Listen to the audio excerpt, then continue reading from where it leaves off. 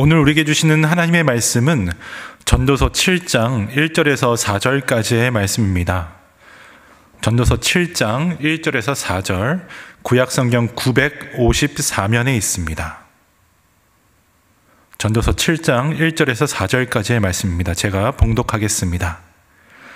좋은 이름이 좋은 기름보다 낫고 죽은 날이 출생하는 날보다 나으며 초상집에 가는 것이 잔치집에 가는 것보다 나으니 모든 사람의 끝이 이와 같이 됨이라.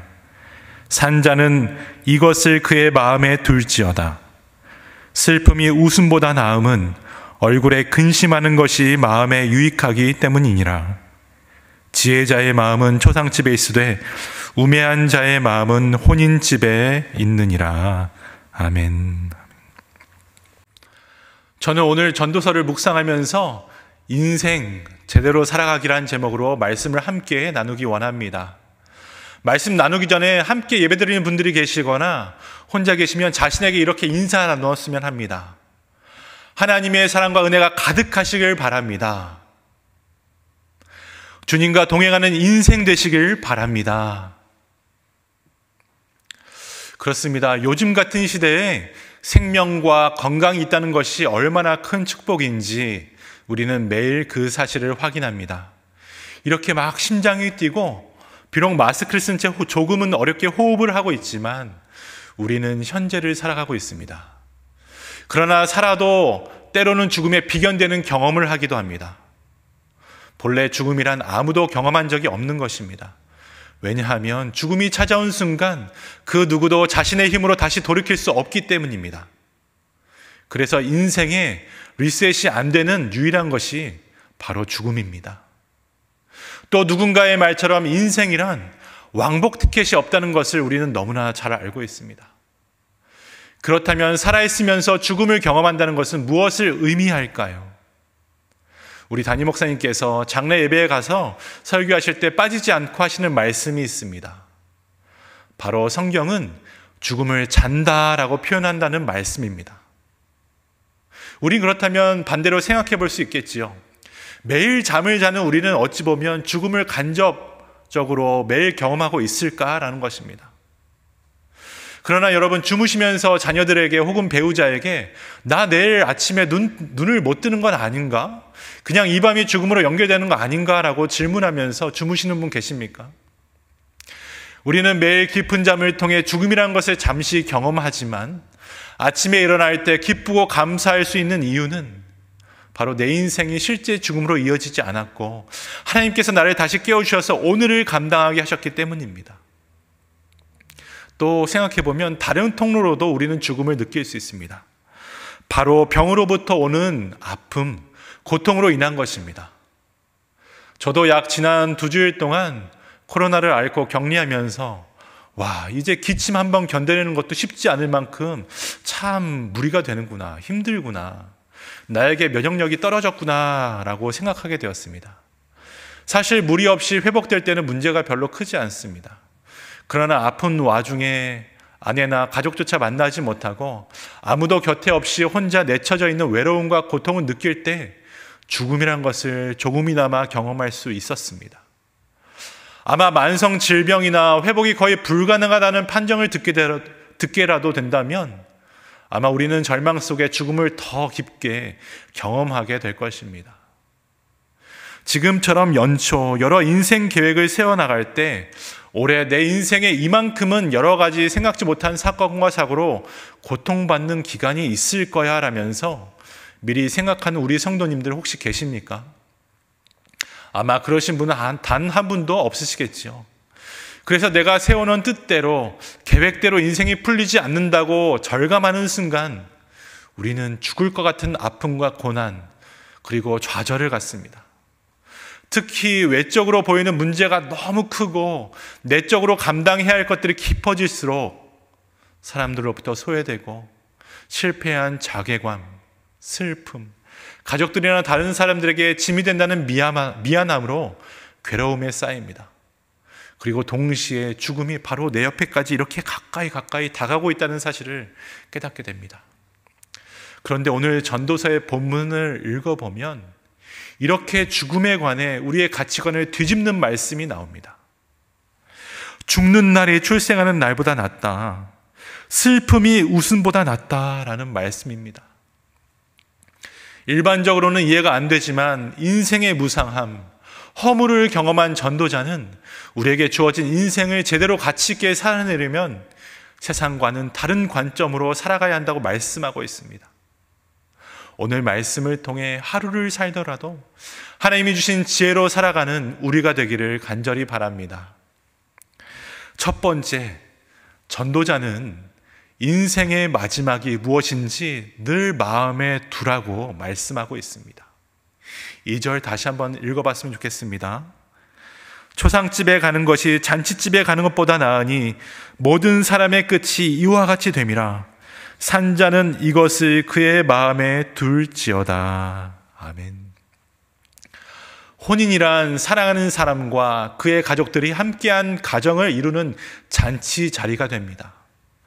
그동안 각자의 길을 가던 각각의 두 인생이 이렇게 만나서 사랑으로 하나의 새로운 공동의 인생으로 발전되고 새로운 생명이 주어질 것을 기대하는 자리기에 기쁜 곳이고 즐거운 곳이며 웃음이 끊이지 않는 장소가 됩니다. 그러나 여러분, 그 반대로 초상집은 어떤 곳입니까? 사랑하는 사람들과 완전하게 이별하는 자리입니다. 부모, 자식, 친구, 모든 관계가 한 번에 깨어지는 상실, 그 아픔을 경험하는 자리입니다. 한 생명이 사라지는 자리입니다. 그래서 초상집에는 곡함이 있고 슬픔과 애통함이 가득한 것입니다. 지혜의 대명사였던 전도자 솔로몬 왕은 이 정반대의 의미를 가지고 있는 말들을 대조하면서 우리에게 인생이란 웃는 것이 복 같으나 슬퍼하는 것에 더 큰 복이 있다는 것이다. 참 인생을 깨닫는다는 것은 새로운 출생이 복을 얻는 것 같으나 없어질 죽음은 더 복이 된다라고 말하고 있습니다. 이 말씀을 묵상하다 보면 무슨 말인지 도대체가 헷갈리기 시작합니다. 왜냐하면 우리가 그동안 가지고 살아온 삶의 가치관을 완전히 뒤엎는 역설을 포함하기 때문입니다. 하지만 이 말씀에는 다음과 같은 명백한 뜻이 담겨져 있습니다. 삶에 집착하면 집착할수록 하나님께서 허락한 삶을 온전히 누릴 수 없다는 것입니다. 삶을 누리려면 삶이 얼마나 소중한 것인지 받아들이려면 우선 성공적이거나 화려한 삶에 집착하지 말라라는 것입니다. 즉 인생의 마지막이 있음을 기억하면서 주어진 삶을 바라볼 줄 알아야 오늘의 삶을 진정한 복으로 제대로 누릴 수 있다는 말씀입니다. 우리가 다 아는 종교개혁자 마틴 루터도 역시 이런 죽음 앞에서 삶의 묵상을 하고 진로를 바꾸었다고 합니다. 그는 원래 법학을 전공하고 있었는데요. 어느 날 친구와 길을 이렇게 막 걷다가 벼락이 쳐서 친구가 그 자리에서 즉사를 했다고 합니다. 갑작스러운 친구의 죽음 앞에 마틴 루터는 인생에 대한 근본적인 질문을 던지게 된 것이지요. 그리고 그는 죽음과 생명, 없어질 것과 영원한 세계에 대한 질문을 가지고 창조주 하나님을 찾게 됩니다. 이러한 잔치집에는 흥에 겨워 진지한 삶의 성찰을 할 여유가 없고 장례식장에는 힘듦과 무거움이 있지만 삶을 돌아보고 묵상할 기회를 준다고 했습니다. 이것은 여러분에게 죽음을 미화하거나 조장하는 말이 아니라 삶을 진지하고 신실하게 돌아보는 것과 우리의 삶이 얼마나 값진 것인가 감사할 수 있는 길을 열어줍니다. 그래서 솔로몬 왕은 전도서 3장 13절에 이렇게 말하고 있습니다. 사람마다 먹고 마시는 것과 그리고 수고함으로 낙을 누리는 그것이 하나님의 선물인 줄도 또한 알았도다 말입니다. 우리에게 주어진 삶이란 내가 만들어가는 것이 아니라 이미 하나님이 우리에게 주신 축복이고 선물이라고 분명하게 말씀하셨습니다. 내게 지식이 있지, 물질과 건강, 권력이 있어. 이만하면 세상에서 잘 나가는 거지라고 스스로를 생각하게 될 때 결국 그의 내면의 삶은 무너지게 되어 있습니다. 그래서 성경이 말하는 온전하다는 것은 내가 실수도 없이 완벽한 존재이기 때문에 온전한 것이 아니라 바로 나라는 존재는 불완전하다는 사실을 깨닫고 오늘도 회개하며 전능한 하나님께 돌아가는 것, 영원한 하나님 나라의 온전함을 향해 축복의 길을 가는 것을 말하고 있습니다. 이와 같이 저와 여러분이 먹고 마시는 것, 하루가 어떻게 지나가는지 오늘 모를 정도로 손과 발에 수고함으로 일하는 것, 불특정한 사람을 만나지만 그들과 함께 공동체를 이루고 사랑하는 것, 이러한 소소한 것들을 하나님이 허락하셨다고 우리 내면부터, 우리 영혼으로부터 깨닫게 될 때에 오늘 내 삶 속에 주어진 모든 것들이 우리 인생에 주신 하늘의 축복이고 최고의 선물로 보여지게 될 줄 믿습니다. 그렇다면 이렇게 하나님이 보여주신 축복을 누리며 사는 방식은 도대체 무엇일까요? 왜 전도자는 역설적으로 말씀을 뒤집어서 강조하면서 그토록 우리의 인생에 적용시키고자 하는 것은 바로 무엇일까요? 바로 그 두 번째는 인생을 뒤집어 바라보라는 것입니다. 아무리 좋은 인생을 살지라도, 또 징글징글한 밑바닥의 삶을 살고 있을지라도 솔로몬은 자신의 삶을 한번 뒤집어서 바라보아야 축복을 실제로 누릴 수 있다고 강조하고 있습니다. 내가 처해 있는 오늘의 현실에 너무 얽매이지 말고 삶을 뒤집어서 보라는 것입니다. 지금 우리의 자리에서 나를 보지 말고 저 맨 끝, 저 뒤의 자리에서 나를 바라보면 삶의 진실이 보이고 얼마나 값어치가 있는지 확인할 수 있다는 것입니다. 때때로 우리는 우리에게 놓여진 상황과 환경에 매몰되는 경우가 너무나 많이 있습니다. 그러나 이 모든 것들을 뒤집어보는 관점이 우리 인생에 반드시 필요합니다. 어느 토기장의 집에 아주 못생기고 투박한 토기가 있었다고 합니다. 그리고 그 옆으로는 선이 참 예쁘고 반듯반듯한 토기들이 많이 있었습니다. 그런데 정작 주인은 물을 길러 갈 때면 이 못생긴 데다가 투박하다 못해 금까지 간 항아리를 어깨에 메고 나가는 것이었습니다. 그래서 잘난 토기 그릇들이 질투를 하고 불평을 했다고 합니다. 쟤는 뭐니? 뭐 금과 은으로 그릇을 만들었나? 라고 말입니다. 정작 깨어진 토기도 마찬가지로 매번 이런 상황을 이해할 수가 없어서 어느 날 주인에게 물었습니다.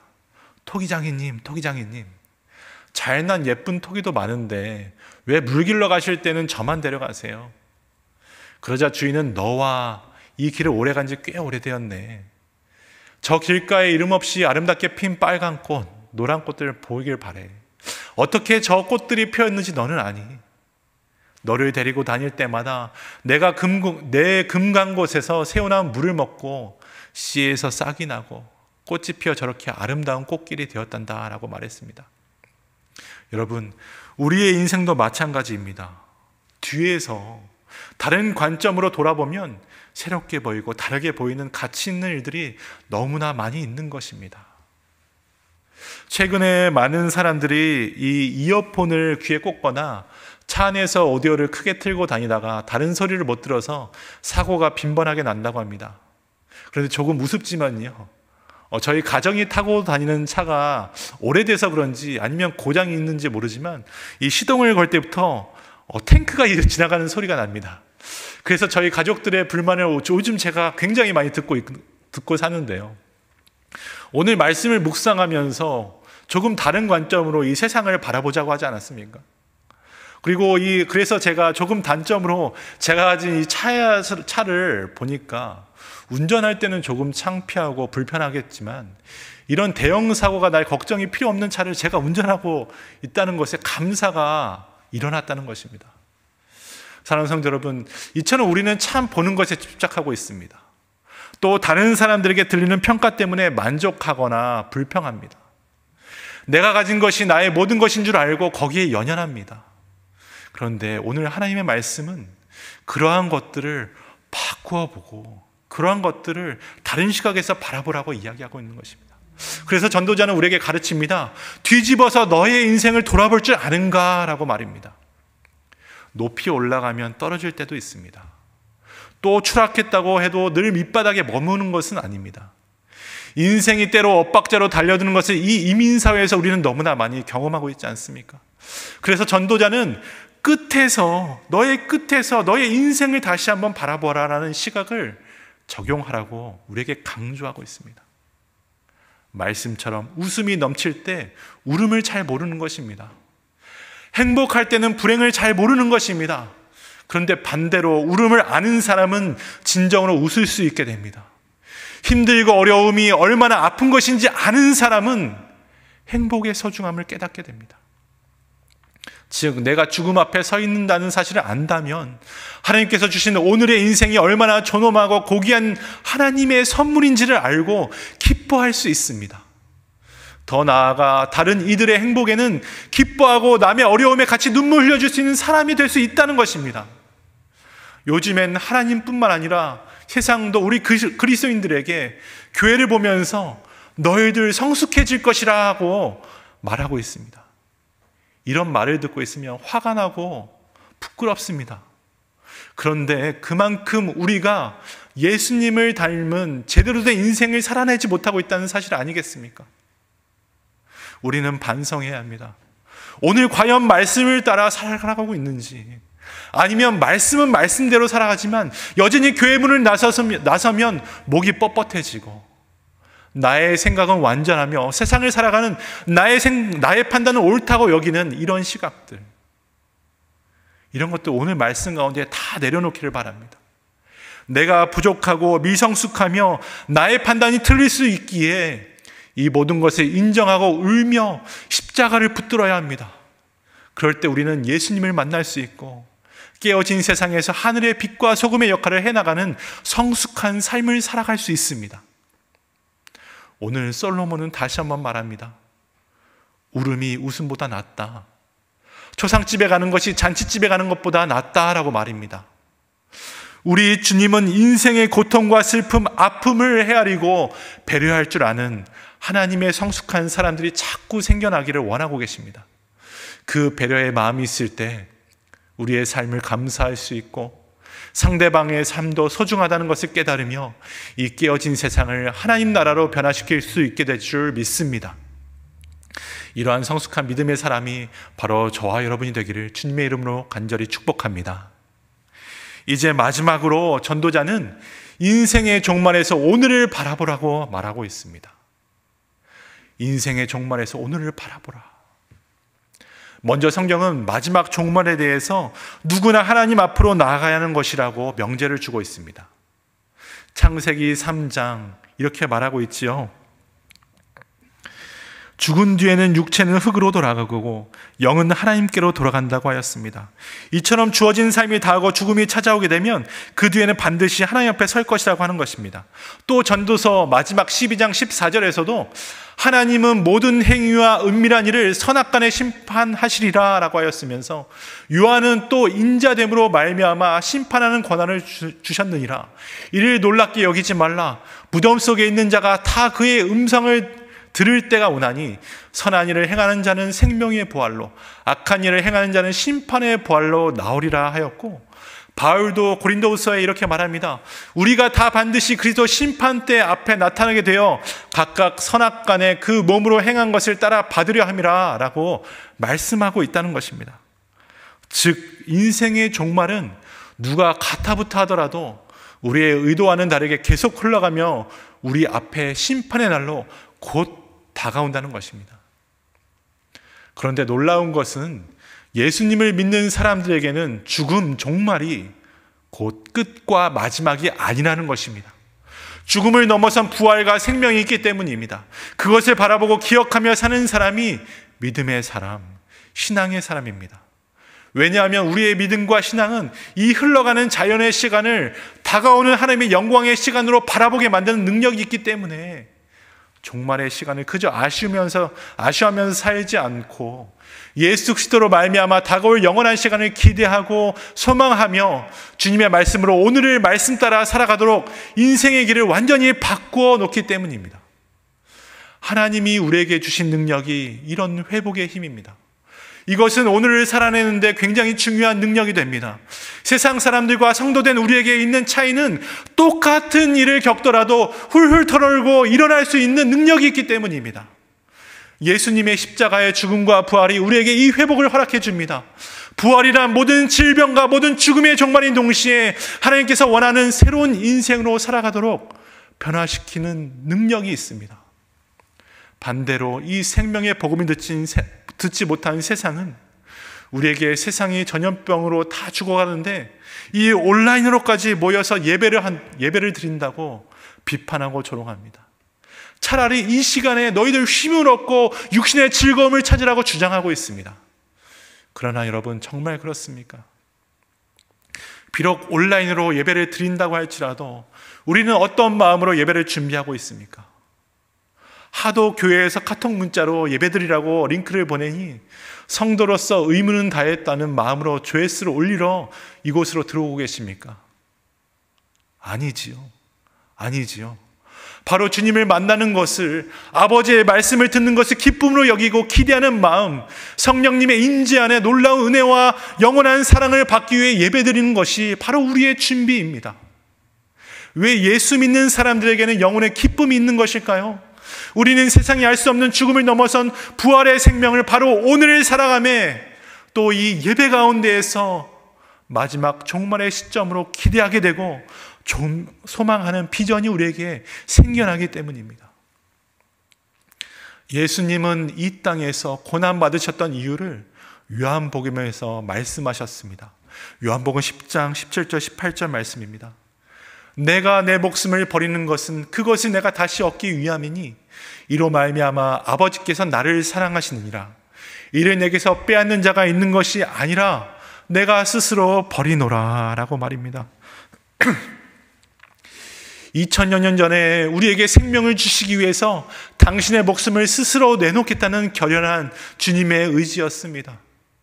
우리로 하여금 바로 지금 부활의 자리로 들어올 수 있게 하기 위함이었습니다. 그래서 예수님은 나는 부활이고 생명이다 라고 선포하신 것입니다. 하나님은 죽음 앞에서는 우리를 살리시려고 예수 그리스도를 십자가에 약하게 하시고 죽음과 부활을 통한 영원한 생명을 약속해 주셨습니다. 사랑하는 성도 여러분, 이때 우리는 예수님의 죽음 앞에서 우리 자신을 돌아볼 필요가 있습니다. 오늘 내 속에 앙금처럼 남아 나를 억누르고 인생 밑바닥에 내동댕이 쳐지게 한 것, 아무것도 할 수 없어 무능해진 것, 모든 사람들로부터 손가락질 받고 죽을 것 같은 고통의 자리에 있는 것, 이 모든 것을 예수님 십자가 앞에 끌고 오늘 나를 바라보아야 합니다. 솔로몬이 우는 것이 웃는 것보다 중요하다고 했듯이 예수님께서도 마지막 십자가에서 우리를 향해서 우셨습니다. 세상에서 고통받는 사람들을 보시며 우셨고 죽음 앞에 떠는 사람을 보면서 우셨다고 했습니다. 우리는 인생의 종말을 이 실존 앞에서 나의 모습을 가지고 우리의 이웃의 모습을 기억하면서 하나님 앞에 울음으로 나가야 하는 것입니다. 그래야 세상이 치유가 됩니다. 우리가 치유가 됩니다. 왜 사람들의 마음속에 그토록 많은 미움과 분노가 있는 것일까요? 왜 예수 믿는 사람을 보면 지탄하고 있을까요? 누군가 자신들을 위해, 이 세상을 위해 울어준 사람을 본 적이 없기 때문입니다. 나를 위해 울어주는 예수님을 만나는 순간, 믿음의 성숙한 성도를 만나는 순간 인생 마지막까지 움켜쥐고 갈 미움과 분노와 탄식이 사라지게 될 줄 믿습니다. 누구나 모든 사람들은 오늘 은혜의 자리에 있어야 하는 것이 중요하고, 바로 오늘 하나님을 경외하며 주님을 따라 사는 전도자의 삶을 제대로 사는 인생 여정이 되어야 하는 것입니다. 초대교회 제자들이 어떤 의무감으로 이방들에게 나아갔습니까? 의무감 아니지요. 그들은 주체할 수 없는 주님의 은혜와 사랑을 맛보면서 더욱더 사모하며 알지 못하지만 죽어가는 저 세상을 향해서 나아갔던 것이고, 마지막 종말을 하나님의 시간으로 바꾸면서 기대하고 소망했던 것입니다. 전도자가 그리하였던, 믿음의 선조들과 늘 함께 하셨던 전능자 하나님이 지금도 우리와 함께 하심을 믿는 믿음으로 오늘을 우리는 담대히 주님 찾으시는 전도자로 살아가시길 간절히 기도합니다. 말씀을 맺습니다. 젊은 사역자인 제가 지난 2주간 격리하면서 들었던 생각은 먼저 굉장히 부정적인 생각들이었습니다. 제 속에 이런 말이 계속 들렸습니다. 목사, 너 인생 꼬라지가 이게 뭐니? 너 인생 꼬라지가 이게 뭐니였습니다. 그동안 힘쓰고 수고한다고 이리저리 뛰어다녔는데 너 한 사람 때문에 이번 특세 마무리, 송구영신, 신년 예배까지 망친 것 아니냐. 주님과 성도들 앞에 어떻게 낯짝을 올리고 어떻게 바라볼래. 이런 제 속의 마음에 드는 생각 때문에요, 제가 굉장히 어려움이 있었고, 혼자 있는 방에서 나 지금 뭐 하고 있나 라는 공허와 허무, 아무것도 할 수 없고 기다림밖에 없는 나약한 존재라는 생각으로 먼저 가득 차 있었습니다. 그러나 인생의 실패의 자리, 죽음조차 느낄 수밖에 없는 그 아픔의 시간에 이제 제가 격리되었다고 공식적으로 우리 성도들에게 알려지자마자 성도님들께서 저에게 위로의 메시지를 보내주시기 시작했습니다. 그 메시지 중에 이런 말씀이 있었습니다. 대부분의 이런 말씀이었습니다. 목사님, 미안합니다. 저희 교회에 부임하시고 그동안 제대로 쉬지도 못하셨는데 이번 기회에 푹 쉬고 그동안 잠자지 못한 것들 다 주무시고 돌아오세요. 사랑합니다. 라는 메시지였습니다. 아무리 무감각한 사람이라도 이런 메시지를 받으면 감동이겠지요. 저는 정말 연말연초 이렇게 쉰 적이 없었거든요. 사역하면서 이렇게 쉰 적이 없었는데요, 행복함으로 펑펑 울게 되었습니다. 가장 밑바닥에 있던 저를 우리 주님은 감사하게도 하나님이 주도하시는 십자가의 은혜의 잔치로 금방 이렇게 옮겨주셨습니다. 또 말씀 묵상하는 가운데 오늘 전도서의 말씀을 들려주시면서 언젠가 주님 앞에 서게 될 저를 기억하면서 죽음이 가까이 올지라도 지금 호흡하고 살아갈 수 있음에 기뻐하게 하셨습니다. 화려한 사역의 잔치를 경험해서 기쁜 것이 아니라 나를 살피시고 구원하신 예수 그리스도의 십자가의 은혜로 말미암아 하루를 이렇게 죽게 되더라도 영원한 생명이신 주님과 함께 살게 될 것이라는 소망을 갖게 하셨고, 내게 주어진 오늘 하루를 감사하게 고백하게 하셨습니다. 이것이 바로 하나님 주신 인생을 제대로 살아가는 출발점이 되지 않겠습니까? 사랑하는 성도 여러분, 오늘 많이 힘드십니까? 죽을 정도로 아프십니까? 어디로 누구를 만날지 몰라 염려되십니까? 오늘 우리가 해야 할 것은 고난과 고통과 죽음을 골칫거리로 여기면서 나 스스로를 외면하는 것이 아니라 죽음에 대해 직면하는 것이요, 우리가 유한한 존재임을 뒤집어 인정하는 것이며, 또한 죽음 이후의 종말의 시간이 우리에게는 영광의 시간이 된다는 믿음이 우리에게 있게 되기를 바랍니다. 그래서 전도자가 말하는 것처럼 하나님이 원하신 축복된 인생을 제대로 누리시고 오늘 이 저녁 남은 한 주 감사하며 살아가는 성숙한 주님의 자녀 다 되시길 간절히 주님의 이름으로 축원합니다.